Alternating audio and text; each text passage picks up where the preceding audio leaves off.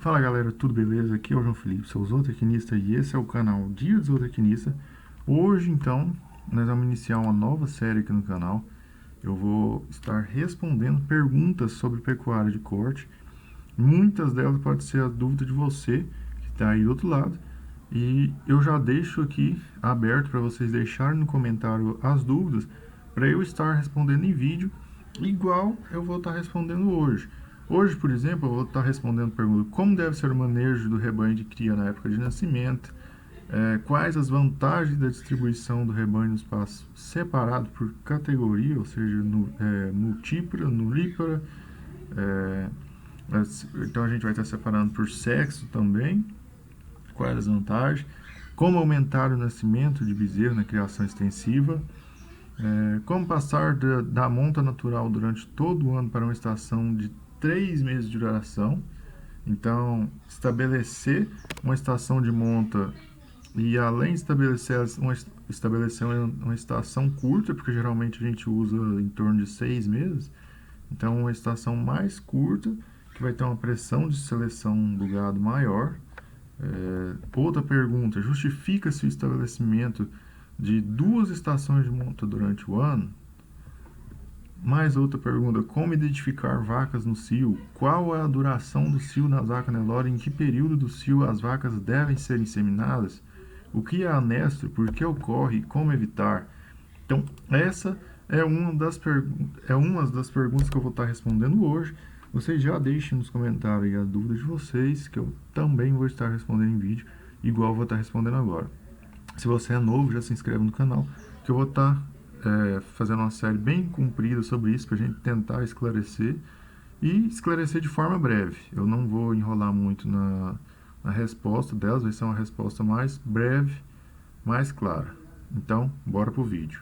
Bom, então para fazer um breve parecer, eu vou falar as 3 etapas da pecuária de corte, que no caso é a fase de cria, que vai do nascimento a desmama, tá? E essa desmama ocorre mais ou menos em torno de 6 arroba nas fêmeas e 7 arroba nos machos, que isso vai corresponder a 210 kg nos machos e 180 kg nas fêmeas. Isso é muito relativo. Geralmente, muitas das fazendas desmamam os machos com 180 e a fêmea com 160, só que isso acaba prejudicando o desempenho lá na frente. Então, tem diversas estratégias para a gente desenvolver, mas a princípio é isso. Então, a fase de cria é a fase de amamentamento dos bezerros, até a desmama ali. Essa é a fase de cria. A recria vai desta fase de desmama até as 14 arroba dos animais, que é em torno de 420 kg nos machos, e nas fêmeas ela vai até o período de parição. Essa é a recria. A partir do momento que elas parir de novo, elas estão na fase de cria. Elas retornam à fase de cria. Já os machos vão para engorda, e essa engorda é caracterizada na fase depois das 14 arroba até o peso final de abate. Tanto o macho quanto a fêmea, né? Tem gente que usa a estratégia de fêmea. Então, bora para a primeira pergunta. Como deve ser o manejo do rebanho de cria na época de nascimento? Bom, na época de nascimento é importante que a gente tenha um pasto maternidade. Vamos, o que é isso, pasto maternidade? Pasto maternidade seria, na verdade, depende muito do tamanho da sua fazenda, mas na verdade seria um piquete separado, de acordo mais ou menos com a sua produção. Se você tem 100 vacas, você vai separar uma área ali para mais ou menos umas 10 vacas, 5 vacas, para você observar a partir do momento que elas entram em mojo, para você observar a aparição. Por quê? Porque pode acontecer da vaca às vezes rejeitar o bezerro, às vezes ter um parto complicado, e outra coisa também é que possibilita da gente curar o umbigo do bezerro logo após o nascimento, tentando impedir a passagem de parasitos ali pelo cordão umbilical, que pode prejudicar o desenvolvimento dos animais. Que às vezes, muitas vezes, quando está solto nas pastagens, a gente vai ver o bezerro 2, 3 dias depois, e aí a mosca já sentou e esse umbigo já está tomado de bicho, prejudicando assim o desempenho dos bezerros, tá? Também é bom para a gente observar a condição da vaca após a aparição. Às vezes pode ser que ela não livrou no parto ainda, né? E isso pode prejudicar bastante o desempenho da vaca no retorno ao cio depois dessa aparição. Porque se ela tiver sentido, não tiver livrado a placenta, isso vai prejudicar essa vaca, ela vai ter uma infecção e vai demorar para engordar e retornar a ter a condição adequada para entrar no cio novamente, um cio fértil. Então é muito importante que a gente tenha uma condição nutricional adequada desses animais no terço final da gestação. A gente tem que observar muito que a nossa vaca esteja bem nutrida para que ela retorne ao cio mais cedo, porque ela vai ter condição corporal para gerar uma nova cria novamente, tranquilamente, e ela vai desenvolver um cio fértil no pós-parto. Bora para a próxima pergunta. Então, qual que é a vantagem da distribuição do rebanho nos pastos separado por categoria, sexo e idade? Bom, uma das principais vantagens é que a gente pode tratar nutricionalmente falando diferentemente as categorias. Por quê?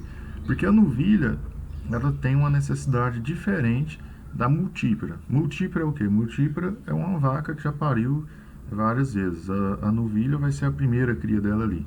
Então, além dela ter que terminar o seu crescimento, ela tem que amamentar esse bezerro e retornar à condição nutricional e novamente entrar no cio e já nutrir também esse bezerro que vai estar dentro da barriga dela. Então ela tem um requerimento nutricional muito maior por conta dessas atividades. Enquanto a multípara já cresceu o que tinha de crescer, então ela tem que se manter e produzir leite para o bezerro. A novilha tem ainda que ganhar peso, ela tem que continuar crescendo sua carcaça. Então essa é uma das vantagens que a gente pode trabalhar dietas diferentes, pode trabalhar com proteínas diferentes para esse determinado animal e fazer justamente essa suplementação estratégica, tá? A gente pode fazer uma estação de monta também diferenciada para as novilhas, que geralmente a gente coloca as novilhas para parir, né, na estação de monta assim, a gente coloca ela um mês antes, tá? Para que ela tenha tempo de recuperar essa condição corporal na próxima estação e entrar novamente junto com as vacas. Porque, igual eu tô falando, elas vão sentir mais. Então, se elas entram junto na estação de monta com as vacas, provavelmente a taxa de prenhez delas vai ser mais baixa.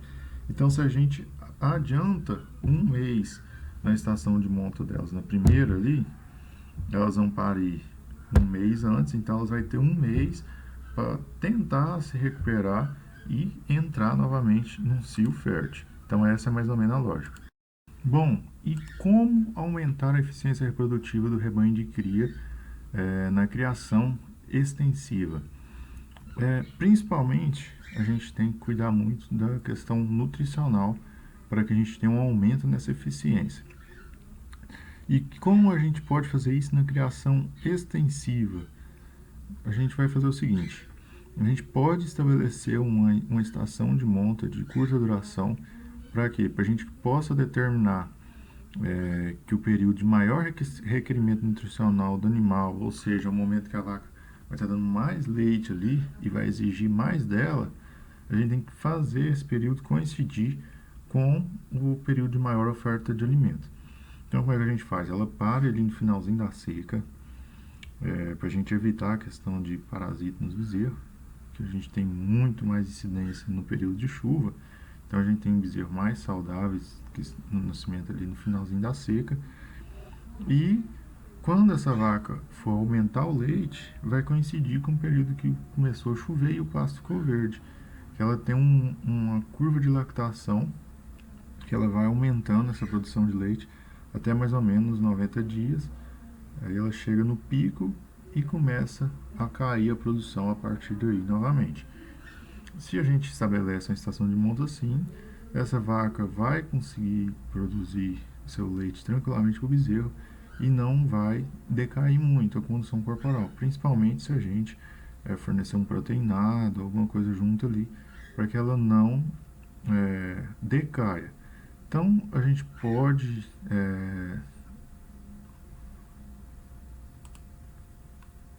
e uma das principais vantagens da estação de monta é justamente que a gente concentra as atividades da fazenda numa determinada época do ano, como por exemplo vacinação, vamos estar todos mais ou menos no mesmo período. Se a gente faz castração, vermificação, descorna, desmama, descarte, a gente consegue identificar melhor os animais de baixo potencial reprodutivo, então as vacas que não vão entrar no cio, e só assim, através da estação de monta, a gente consegue identificar esse tipo de animal, tá? Facilmente a gente vê quais são os animais improdutivos da nossa fazenda e aí a fazenda começa a ter um retorno maior. Tá, mas beleza, João. Então, como eu vou passar de uma estação de monta, uma estação natural, durante todo o ano para uma estação de monta de 3 meses de duração? Bom, então, se você já é pecuarista, você já deve ter identificado que a maioria dos partos ocorre entre agosto e setembro. Então, esses animais emprenharam mais ou menos na época de novembro e dezembro, que é quando voltou a chover.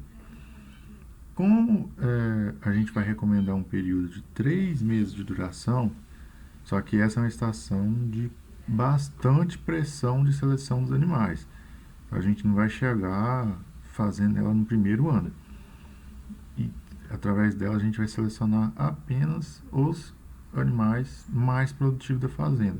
Porém, se a gente faz assim, logo de cara a gente acaba descartando animais que teriam potencial para entrar nessa estação de monta mais curta. Porém, como elas às vezes pariu numa época diferente, ela não consegue entrar nessa estação de 3 meses. Então, o que a gente faz?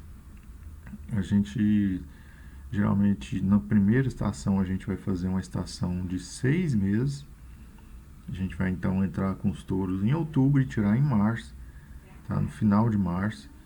E não vai ter prejuízo nenhum nos nascimentos.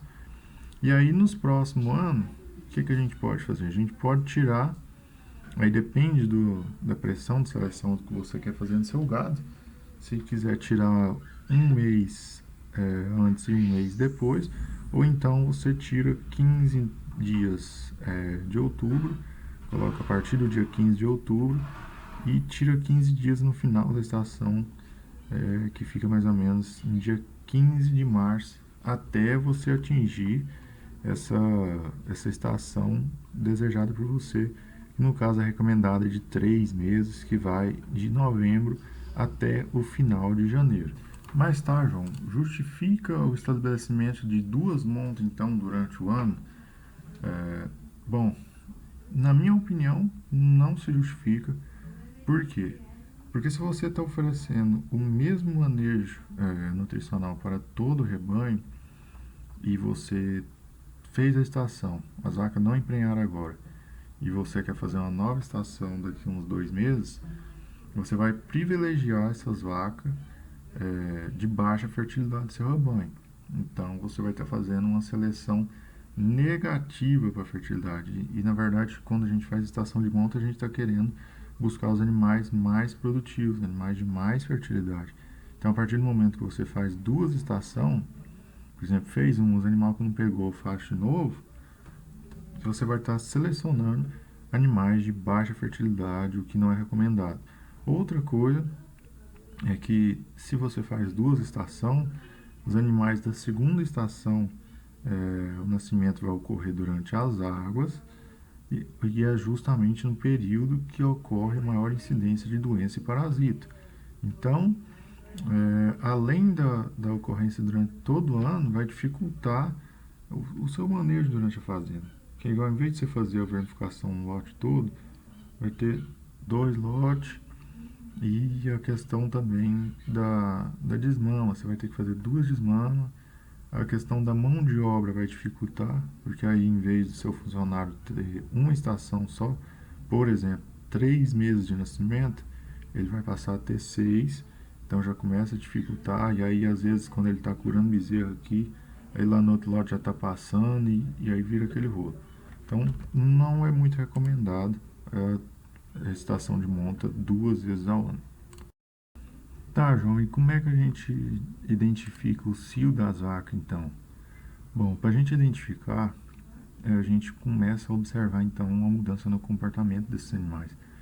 Elas ficam mais inquietas, elas andam mais, montam nas outras vacas e deixam ser montada pelas demais. Geralmente fica muito fácil de ser notado.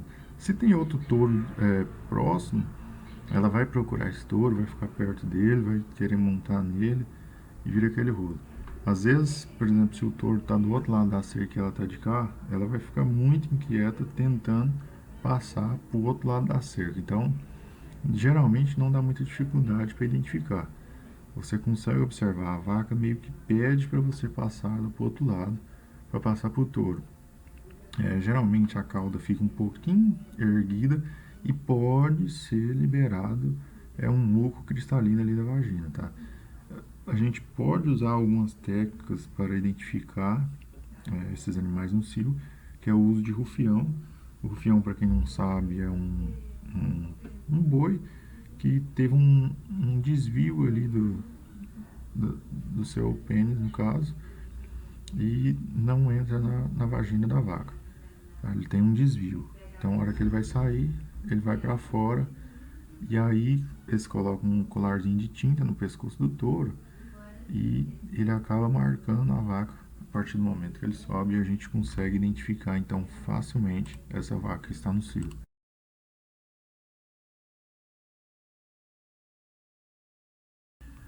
Qual que é o período então da duração do cio dessas vacas Nelore e em qual período a gente deve inseminar essas vacas?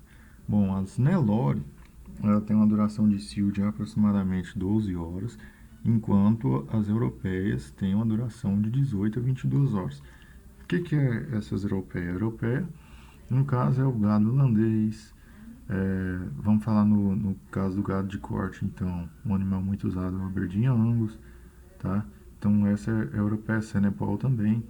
Então, a duração desses animais é diferente. Nos Nelore, 12 horas e nas europeias, 18 a 22 horas a duração do cio.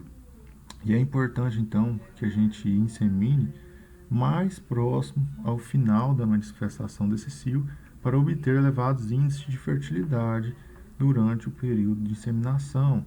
Tá? As vacas que são observadas no cio na parte da manhã, elas vão ser inseminadas na parte da tarde, e as vacas que são detectadas no fim da tarde são inseminadas na manhã do dia seguinte. Isso quando é um cio mais natural. Hoje nós temos a tecnologia chegou para ajudar bastante a gente. A gente tem a IATF, que é a inseminação artificial em tempo fixo, então já é determinado e a gente não precisa mais ficar identificando o cio das vacas. Mas se for uma produção, vamos supor, leiteira sua lá, e você vai ver o cio natural da vaca, essa é mais ou menos a recomendação que a gente tem para inseminar esses animais. E é isso aí, galera. Então, o que eu tinha para hoje era essas perguntas. Se você tem mais alguma pergunta, deixe aí nos comentários que eu posso estar respondendo nos próximos vídeos. Desde já, muito obrigado e fique com Deus. Até a próxima.